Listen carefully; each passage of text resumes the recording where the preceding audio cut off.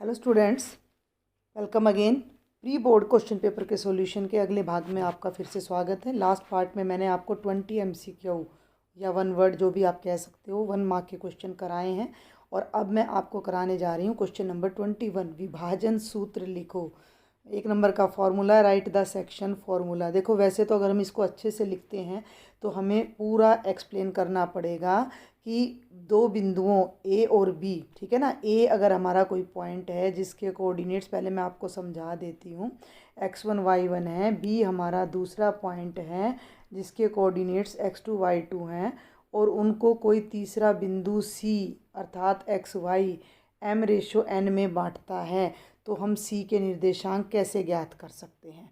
तो भी इतना लंबा आप कैसे लिखेंगे, तो आप ये लिखेंगे कि दो बिंदुओं, ठीक है, दो बिंदुओं ए जिसके कोऑर्डिनेट्स आप लिखोगे x1 y1 व बी x2 y2 को यदि बिंदु सी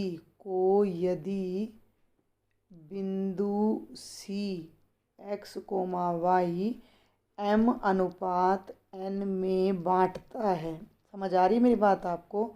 बांटता है तो x बराबर क्या होगा, ध्यान देना है, m(x2) + n(x1) / m+n और y क्या होगा, m(y2) + n(y1) / m+n। ये होगा आपका पूरा विभाजन सूत्र। समझ में आया आपको? इसको इंग्लिश में सेक्शन फॉर्मूला भी कहते हैं। नेक्स्ट है क्वेश्चन नंबर 22। बिंदुओं P और Q के बीच की दूरी ज्ञात कीजिए। P के कोऑर्डिनेट्स है -3 4, Q के कोऑर्डिनेट्स हैं 1 5। तो दूरी सूत्र हमारा क्या होता है, अगर P के कोऑर्डिनेट्स को हम x1 y1 से डिनोट करें और Q के कोऑर्डिनेट्स को हम x2 y2 से डिनोट करें, तो P और Q के बीच की दूरी के लिए जो हमारा डिस्टेंस फॉर्मूला होगा वो होगा x2 - x1 square + y2 - y1 square का अंडर रूट। देखो वैसे तो सारा खेल होता है भाई फॉर्मूले का, ठीक है, सारा खेल होता है हमारा फॉर्मूले का। अब ये बीच में से हमें ये पॉइंट हटाना पड़ेगा। 1 मिनट भाई, तो ये फॉर्मूला मुझे दोबारा लिखना पड़ेगा बेटा। यहाँ पर x2 - x1 whole square + y2 - y1 whole square under root. अब x2 की जगह हम रखेंगे 1 माइनस x1 की जगह रखेंगे -3 का होल स्क्वेयर।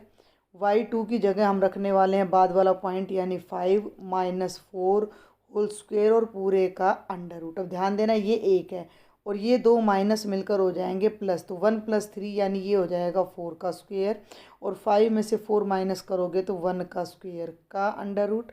4 स्क्वेयर हो जाएगा 16, 1 स्क्वेयर हो जाएगा 1 और 16 + 1 हो जाएगा 17 का अंडर रूट। 17 एक प्राइम नंबर है, अभाज्य संख्या है, तो इसका स्क्वायर रूट निकलेगा नहीं, जो कि एज इट इज रहेगा। तो our answer will be √17। Find the distance between the points P and Q। तो P और Q के बीच की डिस्टेंस हो जाएगी √17। आगे बढ़ते हैं। अब हम देखिए बिंदु 3,4 की y अक्ष से दूरी। ये बड़ा मज़ेदार सा आसान सा क्वेश्चन है, वैसे तो इसमें करना कुछ भी नहीं है, फिर भी मैं आपको प्रैक्टिकली एक बार समझा रही हूँ। ये x एक्सिस है, ये y एक्सिस है। 1 2 3 4, 1 2 3 4, 1 2 3 4, इस तरह का कोई क्वेश्चन एग्जाम में आ जाए, आपको कोई कार्तीय बनाने की ज़रूरत नहीं, कोई कोऑर्डिनेट एक्सिस बनाने की ज़रूरत नहीं है। I am just telling you x 3 और y 4, ये हमारा पॉइंट है जिसके कोऑर्डिनेट्स, मान लो इस बिंदु का नाम A है, इस पॉइंट का नेम A है और इसके कोऑर्डिनेट्स 3 4 हैं।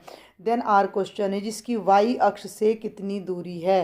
तो बेटा ये y अक्ष है हमारा, ये मैंने डार्क कर दिया, ये तो हमारा y अक्ष है और ये पॉइंट है A। तो इनके बीच की जो डिस्टेंस है वो ये विड्थ है और ये विड्थ कितनी है, ये है, यानी कि कितनी आ जाएगी 3। तो लॉजिक क्या है, जब भी किसी पॉइंट की y से दूरी पूछें तो x कोऑर्डिनेट जितनी होगी और जब भी किसी पॉइंट की x एक्सिस से डिस्टेंस पूछें तो वो y के जितनी होगी। देखो ये पॉइंट है हमारा A, मैं और भी डार्क कर रही हूँ, और इसकी x एक्सिस से डिस्टेंस क्या होगी, ये होगी 4। ठीक है, आगे लॉजिक आपको समझ में। मेन लॉजिक यही है कि पॉइंट की अगर y अक्ष से डिस्टेंस, y एक्सिस से y अक्ष से डिस्टेंस मांगते हैं तो it will B x coordinate, तो हमारा आंसर हो जाएगा 3। ठीक है भाई, आगे बढ़ते हैं। नेक्स्ट है बेटा क्वेश्चन नंबर 24। किसी भी कोण थीटा के लिए कोस थीटा बराबर है 3/2। Cos theta is equal to 3/2 for some angle theta. देखो ना, आप एक बात पे ध्यान दो, कोस थीटा की वैल्यू 3/2, 3/2 का मतलब 1.5, जो कि रॉन्ग है, क्योंकि कोस थीटा और साइन थीटा की वैल्यू हमेशा -1 और 1 के बीच होती है। -1 या उससे बड़ी होती है और 1 या उससे छोटी, अर्थात साइन थीटा और कोस थीटा की वैल्यू कभी भी 1 से बड़ी नहीं हो सकती। तो जो हमें ये कहा गया है ये फॉल्स है, असत्य है। क्वेश्चन नंबर 25 देखिए, इसका सॉल्यूशन मैं यहाँ कर रही हूँ। ये है 1 माइनस टेंजेंट स्क्वेयर 45 डिग्री, और ये बाय का निशान है, डिवीजन का साइन है, 1 प्लस टेंजेंट स्क्वेयर 45 डिग्री। आपको मैं याद दिला दूं बेटा जी कि टेंजेंट 45 डिग्री 1 होता है, तो इसमें हमने जहाँ जहाँ टेंजेंट 45 है वहाँ वहाँ 1 रख देना है। I will change the pen colour. तो ये हो जाएगा 1 minus 1 whole square by 1 plus 1 whole square. ध्यान देना, तो 1 का स्क्वेयर हो जाएगा 1 डिवाइडेड बाय 1 प्लस 1। ऊपर वाले 1 में से 1 माइनस करोगे 0, और डिनोमिनेटर में 2, तो ये आ गया 0/2। और 0 को किसी भी नंबर से डिवाइड करें तो 0 आता है, एक्सेप्ट 0। 0/0 का कोई मतलब नहीं होता है। 0 को किसी नॉन जीरो नंबर से डिवाइड करोगे तो आंसर विल बी 0। तो हमारा आंसर आ जाएगा part B. What will be the value of this. तो यहाँ कोई लैंग्वेज की रिस्ट्रिक्शन नहीं थी, आसानी से क्वेश्चन आपको दोनों लैंग्वेज वाले बच्चों को समझ आ गया होगा। देखिए क्वेश्चन नंबर 26, इतने आसान पेपर मैंने कभी नहीं देखा। Sine square 75 degree plus cos square 75 degree का मान है। देखो 75 डिग्री की वैल्यू हमें नहीं पता होती, लेकिन हमारे पास एक रूल होता है 9th उसमें 8th चैप्टर में, कि sine square theta plus cos square theta is always equal to 1। Means same angle के लिए, थीटा माने सेम एंगल, कोई एक एंगल चाहे कितने भी डिग्री का हो, उस पर अगर हम साइन थीटा का स्क्वायर करें और उसी पे अगर हम कॉस थीटा का स्क्वायर करके जोड़े तो आंसर हमेशा 1 आएगा। अब यहाँ थीटा के प्लेस पर क्या लगा दिया, 75 डिग्री। तो sine square 75 degree plus cos square 75 degree की वैल्यू कितनी हो जाएगी, 1 हो जाएगी। तो ये वर्बल क्वेश्चन था, पेन चलाने की भी ज़रूरत नहीं थी, जस्ट 1 आपने एज आंसर यहाँ पर लिखना था। ठीक है भाई, ये है क्वेश्चन नंबर 27, जिसका डायग्राम आपको यहाँ दिया गया। आई होप आप देख पा रहे हो अच्छे से। यदि टी पी और टी क्यू, देखो भाई ये टी पी है और ये टी क्यू है, ओ केंद्र वाले वृत्त पर दो स्पर्श रेखाएं इस प्रकार हैं कि कोण पी टी क्यू, ये इन दोनों के बीच का एंगल 70 डिग्री है। तो कोण पी ओ क्यू यानी ये वाला एंगल हमने बताना है। मैं एक बार इसको जरा इंग्लिश में और एक्सप्लेन कर देती हूँ। If T P and T Q are two tangents to a circle with centre O, T P and T Q are tangents कह लें या स्पर्श रेखाएं कह लें, such that angle P T Q is 70 degree. तो एंगल पी ओ क्यू, भाई इससे आसान क्वेश्चन हो नहीं सकता। देखो ये हमारा रेडियस है और ये हमारा टेंजेंट है। जिस पॉइंट पर टेंजेंट स्पर्श करता है वहाँ से जाने वाला रेडियस 90 डिग्री का एंगल बनाता है। ये एंगल भी 90 है और ये एंगल 70 है। आप ज़रा ध्यान दें, ओ क्यू टी पी एक क्वाड्रिलेटरल है, और एक क्वाड्रिलेटरल के सभी एंगल्स का सम होता है 360 डिग्री। तो angle O plus angle P plus angle Q plus angle T कितना हो जाएगा, 360 डिग्री। हमें केवल एंगल ओ नहीं पता, एंगल पी भी 90, एंगल क्यू भी 90, angle T 70 is equal to 360 degree. 9 और 9 18 और 7 25 means it will be 250 degree is equal to 360 degree. मतलब लॉजिक याद रखना है आपने कि भाई हम इसको किस तरह कर सकें। तो एंगल ओ हो जाएगा, ये जो 250 है राइट में जाएगा तो 360 में से माइनस हो जाएगा, तो एंगल ओ आ जाएगा 110 डिग्री। मतलब ये जो ओ का मतलब है, इसका मतलब है एंगल पी ओ क्यू आ जाएगा 110। और वैसे भी यहाँ एक और शॉर्टकट मैं आपको बताती हूँ कि जब भी इस तरह का कोई डायग्राम आपको मिलता है तो ये जो दो एंगल्स मैंने ब्लू कलर से यहाँ किए हैं इनका सम ऑलवेज 180 होगा। क्यों, अभी आप देखो ना ये क्वाड्रिलेटरल है तो इन दोनों का सम 180 है, क्योंकि ये भी 90 है ये भी, तो बच गई ये दोनों, तो इन दोनों का सम भी ऑलवेज कितना होगा, 180 होगा। तो आप इस तरीके से भी इसको कर सकते थे कि ये 70 है तो 180 में से इसको माइनस करो 110 आ जाएगा। तो मैंने लॉन्ग मेथड से भी समझा दिया है और शॉर्ट मेथड भी आपको बता दिया है। तो आंसर हमारा आएगा 110 डिग्री। भाई ऑप्शन टोटली रोंग है, आई एम डेड श्योर, क्योंकि ये 90 है ये 90 है, हमारा 180 और +70 करोगे तो 250, और 360 में से when ever you will subtract 250 degree, तो ये आपका 110 आएगा। तो आप यहाँ 110 इसको कर सकते हो और इस पर टिक कर सकते हो। अदरवाइज आप अपने उसमें राइट ऑप्शन भी लिख कर आ सकते हो। क्लियर है? मैं बार बार कह रही हूँ, ये मिस प्रिंटिंग फाइनल में बहुत कम मिलती हैं, फिर भी अगर ऐसा कभी होता है तो आपको उसके लिए मार्क्स दिए जाते हैं। तो सारे क्वेश्चन आप अटैम्प्ट ज़रूर करें। एक और रिक्वेस्ट है कि अगर अभी तक आपने मेरे चैनल को सब्सक्राइब नहीं किया है बेटा, तो सबसे पहले सब्सक्राइब का बटन दबाएं, जिससे हमें थोड़ा सा भाई एक ये मिलता है कि भाई एनकरेज होते हैं हम कि भाई हम बच्चों के लिए आगे और लेक्चर बना सकें। तो ज़्यादा से ज़्यादा शेयर भी करें। क्वेश्चन नंबर 28, रिक्त स्थानों की पूर्ति करें। किसी वृत्त की स्पर्श रेखा उसे खाली स्थान बिंदुओं पर प्रतिच्छेद करती है। A tangent to a circle intersect it in dash point और द पॉइंट्स। किसी भी सर्कल का जो टेंजेंट होगा वो उसे केवल और केवल एक ही पॉइंट पर टच करना, काटना, कुछ भी कह लीजिए, तो एक आएगा वो हमारा। यहाँ एक आएगा जो कि ऑप्शन नंबर ए है। फिर उसी का क्वेश्चन आ जाता है सर्कल का ही, देखिए जरा। आई थिंक अब आपको दिख रही होगी क्वेश्चन नंबर 29 की स्टेटमेंट। उस बिंदु से खींची गई स्पर्श रेखा की लंबाई ज्ञात कीजिए जिसकी वृत्त के केंद्र से दूरी 17 सेंटीमीटर है और वृत्त की त्रिज्या 8 सेंटीमीटर है। इसको आपने बहुत ध्यान से पढ़ना है। Find the length of tangent drawn from A point. एक पॉइंट है जहाँ से आपने टेंजेंट यानी स्पर्श रेखा ड्रॉ की है। Whose distance from the centre of circle is 17 centimetre, जो कि सर्कल के सेंटर से 17 सेंटीमीटर दूर है, और रेडियस ऑफ सर्कल 8 है। तो इस इंफॉर्मेशन के बेस पर मैं यहाँ एक अगर डायग्राम बनाती हूँ, तो ये हमारा सर्कल है, यहाँ एक पॉइंट है, ये सेंटर है, सेंटर का नाम O है, पॉइंट का नाम A है। तो O और A के बीच की डिस्टेंस ये देखो कितनी दे रखी है, 17। देखें एक मिनट, ये फालतू के साइन में मिटा देती हूँ। तो ये डिस्टेंस है 17 सेंटीमीटर, और उसी सर्कल का रेडियस 8 सेंटीमीटर। तो यहाँ से मैंने रेडियस ड्रॉ कर दिया। और अब ये A से P मान लीजिए इस पॉइंट का नाम है, तो A से P पर ये टेंजेंट ड्रॉ किया गया जो कि हमने फाइंड करना है। तो एंगल P सर्टेनली कितना होगा, 90 डिग्री।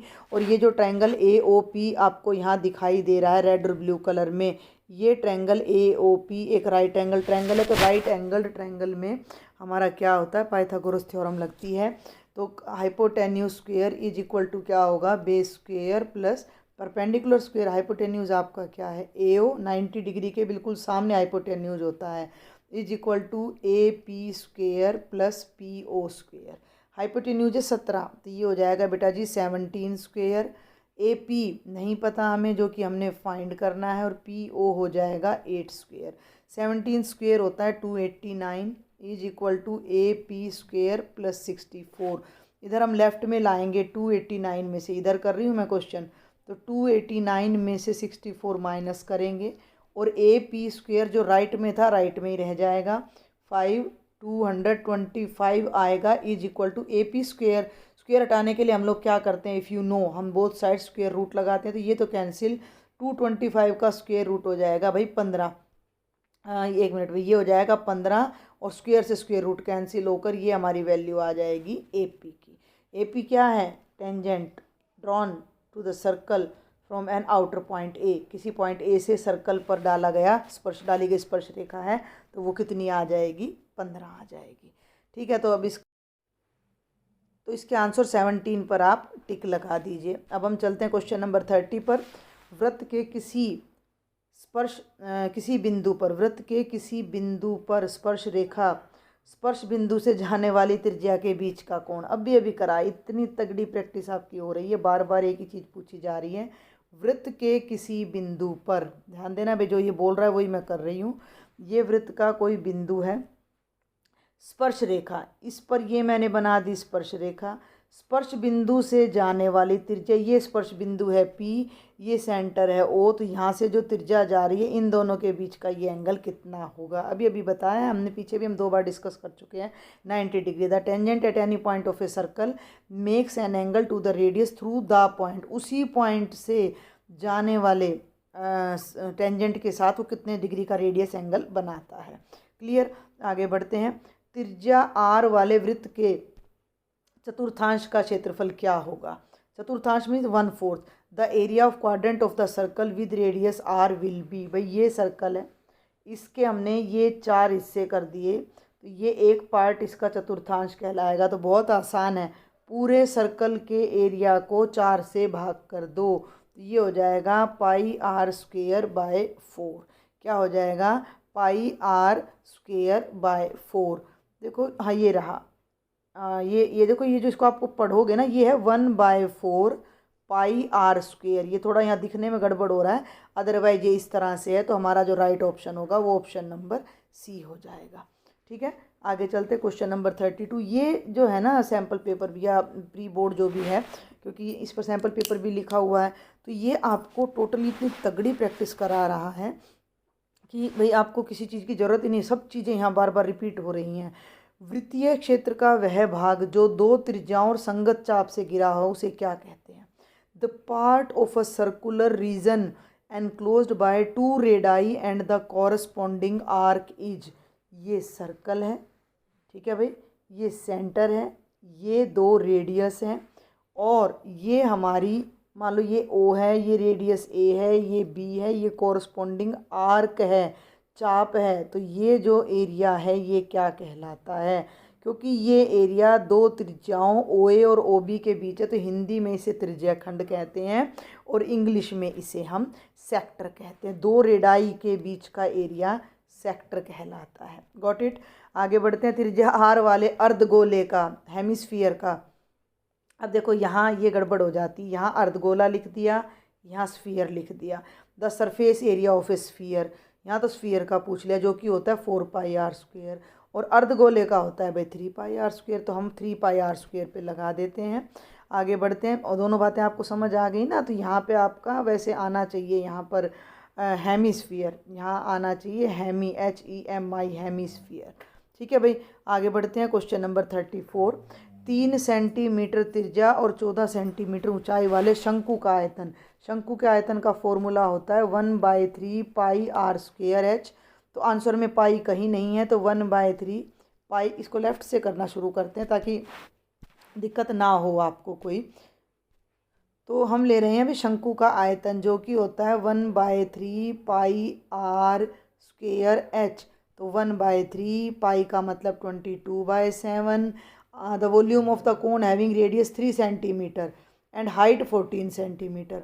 ठीक है, तो यहाँ पर आर की जगह हमने रखना है 3, कितनी बार? 2 बार, क्योंकि आर का स्क्वायर है, और एच की जगह हमने रखना है 14। सॉल्व कर दो, 3 से 3 कैंसिल, 7 2 जा 14, 3 2 जा 6, और 22 को 6 से मल्टीप्लाई करोगे तो it will B 22 multiplied by 6 2 जा 12, कैरी 132 सेंटीमीटर क्यूब हमारा आना चाहिए।